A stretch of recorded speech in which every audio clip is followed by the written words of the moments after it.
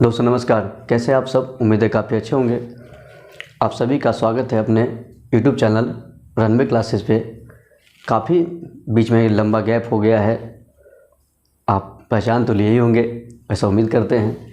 तो आज हम एक टॉपिक है या एक सवाल लिखा गया है, लेकिन इस सवाल ही नहीं, इस टॉपिक का जितना भी बात है, जितना भी आपको समझने के लायक जितना भी प्रयास है, सबको हर चीज़ बताया जाएगा। आपको इस सवाल ही का आंसर लाना काफ़ी नहीं है, क्योंकि इसका आंसर तो काफ़ी आसान है। अब तो इसका आंसर एक लाइन में आंसर आ जाएगा, लेकिन क्या है वो काफ़ी नहीं है। हम इस टॉपिक को अच्छे से डील करेंगे। देखिए, मेन पढ़ना अलग है, लेकिन आज आपको वो तरीका बताएंगे कि आप इसे समझ जाएंगे, आप सीखेंगे, ये सीख जाएंगे। पूरे इस बात की पूरी गारंटी है, आप यानी कि ये सीखते हैं ना। देखिए, तो टॉपिक है यहाँ पर एक समचतुर्भुज है, उसका एरिया दिया हुआ है 240 है ना, और इसका एक विकर्ण दिया हुआ है 16 सेंटीमीटर, और इसकी एक लंबाई, एक भुजा की लंबाई निकालना है। देखिए ऐसे, देखिए इसका आंसर लाना वो आसान बात हो जाएगा। ऐसा करते हैं क्या, इसका आंसर आप ही बना लीजिएगा, ठीक है ना। इसके बारे में जो भी सारा जो फैक्ट है बताते हैं, आप समझिएगा। उसके बाद देखिए आपका कितना आसानी से इसे बना पाएंगे और अच्छा लगेगा, ठीक है। क्योंकि पता है इसका आंसर जान लेने से क्या होगा, आपको सिर्फ इसी का आंसर बना पाएंगे। इस टॉपिक से जुड़े और सवाल जो है समस्या हो सकता है वो, इसलिए हम प्रयास करेंगे इससे क्या आज इस टॉपिक को ही क्लियर कर दें, है ना। तो टॉपिक हमारा आज का ये है, ये आपका क्वालिटल का टॉपिक है। इसी टॉपिक को हम लोग करते हैं समचतुर्भुज। इसको समचतुर्भुज बोलिए, या इसको हम लोग इंग्लिश में रोहम्बस बोलते हैं, पता ही होगा, इसको रोहम्बस बोलते हैं। और इसका मतलब क्या होता है, रोहम्बस किसे बोलेंगे, क्या मतलब होता है। एक फिगर बनाते हैं, ड्रॉ करते हैं फिगर। मान लीजिए कि एक है ना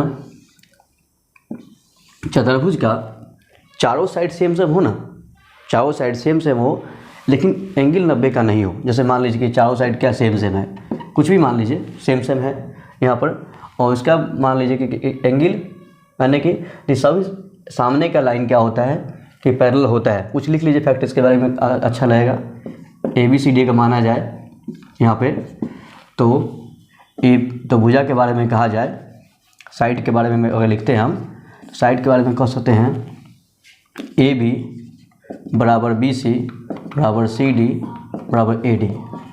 चारों सेम सेम होगा, चारों भुजा जो भी होगा ना, जितना भी लंबाई हो 12, 15, 18 जो भी होगा, आपको यहाँ पर सब सेम सेम दिखने को मिलेगा, ठीक है। ये होता है, लेकिन चारों एंगल सेम नहीं होगा, इसमें थोड़ा अंतर है ना। एंगल के बारे में कहा जाए, एंगल के बारे में कहा जाए, देखिए इससे बेसिक ज़रूरी है। आप इससे क्या क्या होगा ना कि आप इसे सही समझ पाएंगे और बना पाएंगे, ठीक है। एंगल के बारे में देखा जाए तो यहाँ पर एंगल सेम नहीं होता है, ऐसा होता है दो लगातार एंगल ऐड करने पे है ना 180 का आता है।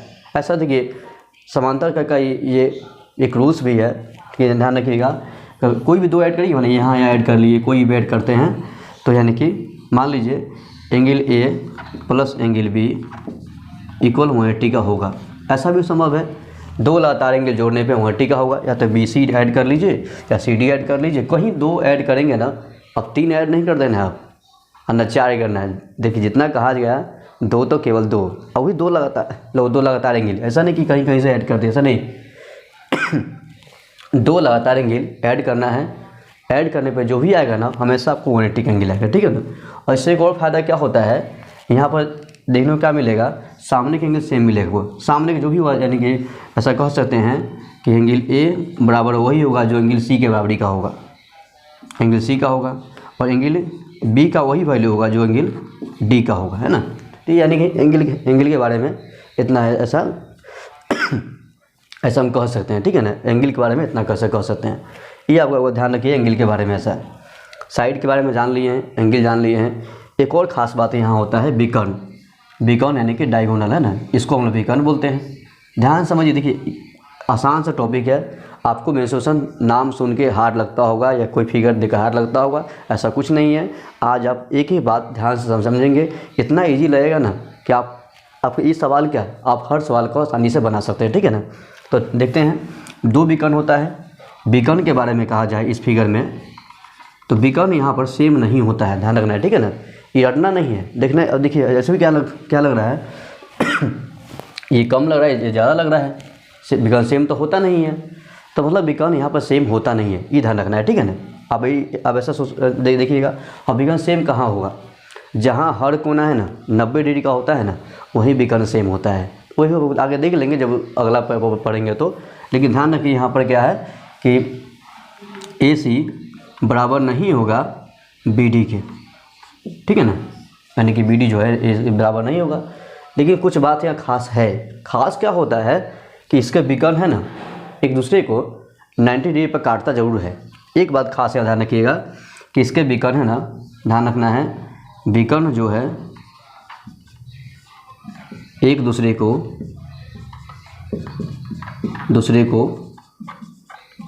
90 डिग्री पर समद्विभाजित करता है, समद्विभाजित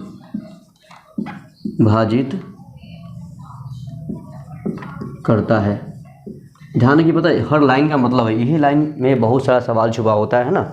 तो इसका विकर्ण जो है ना क्या है, इसका मीनिंग क्या होता है, हाफ ऑफ बांटना। ठीक है, हर वर्ड का ध्यान रखना है। इसका मीनिंग क्या है, हाफ ऑफ बांटना, यानी हाफ ऑफ बांट देगा। पता है जो भी होगा, 12 है तो 6 बटेगा, 10 है तो 5 बटेगा, जो भी वैल्यू होगा आपको हाफ ऑफ बटेगा, ये ध्यान रखना है। उसके अलग और बात क्या है, 90 डिग्री भी खास है, क्योंकि यहाँ जहाँ कटेगा ना वहाँ 90 का एंगल बनेगा चारों तरफ, यानी कि जहाँ भी बनेगा ना 90 का एंगल बनेगा। यही बात यहाँ पर थोड़ा कुछ खास हो जाता है इस वाले फिगर में, ठीक है। ध्यान ऐसे रहेगा ना, तो कुछ इसके बारे में बेसिक हम लोग जाने हैं कि क्या फॉर्मेट है। इस टॉपिक का क्वेश्चन आएगा तब फिगर ऐसा को, ये अगर टॉपिक आता है, समचतुर्भुज आता है, आप ऐसा फोटो बनाएंगे। अब जो बात है आप ये ध्यान रखेंगे, आपको इससे क्वेश्चन बनने की आगे कुछ बनेगा, ठीक। अब देखिए ये हम कुछ बेसिक जान लिए हैं इसके बारे में, जो बेसिक जो नॉलेज है वो है, ठीक है। उसके बाद जानते हैं कि कुछ फार्मूला देख लीजिए। फार्मूला देखिए, आपको ये नहीं कहना कि आपको बहुत टाइम लगवा रहे हैं यहाँ पर क्या कि जे इसका आंसर क्यों नहीं बता दे रहे हैं। इसका आंसर आसान बात है, एक लाइन में आंसर आ जाएगा, ठीक। लेकिन आपको जो सिखा रहे हैं ना, आप उससे सीखिए, वो समझिए, देखिए आपका कैसे अच्छा बनाएंगे, ठीक है। तो देखते हैं आगे, अगर इसे पर मिटा लेते हैं ना।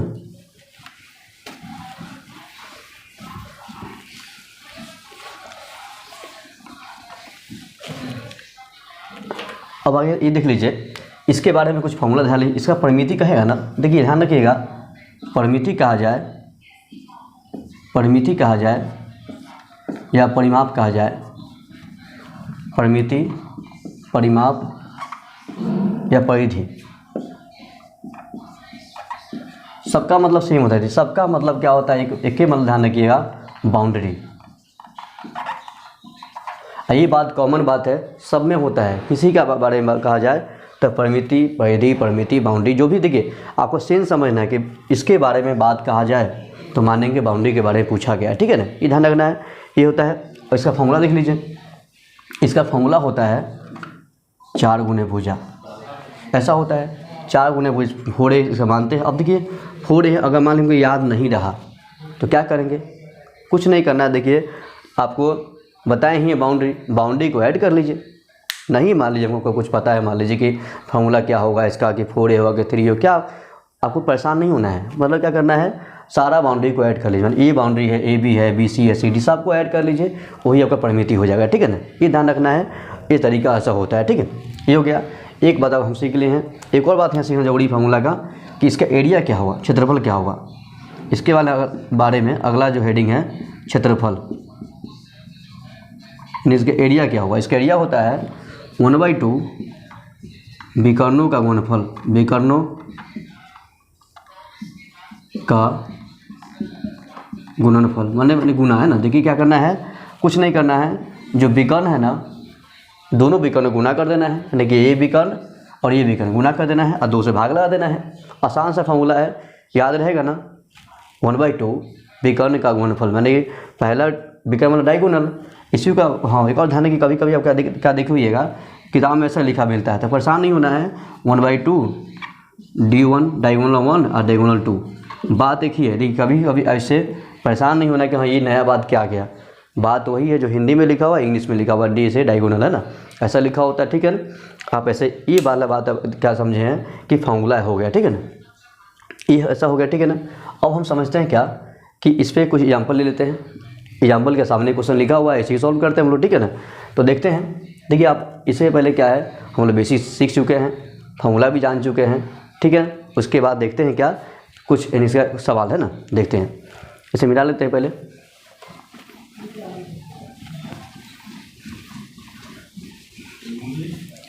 जो अगला हेडिंग है आप ये कर लीजिएगा, आप इसी को सॉल्व करते हैं, क्या है ना। लिखा हुआ है ये समचतुर्भुज है, इसका एरिया दिया है 240 दिया हुआ है, एक विकर्ण दिया हुआ है 16 दिया है।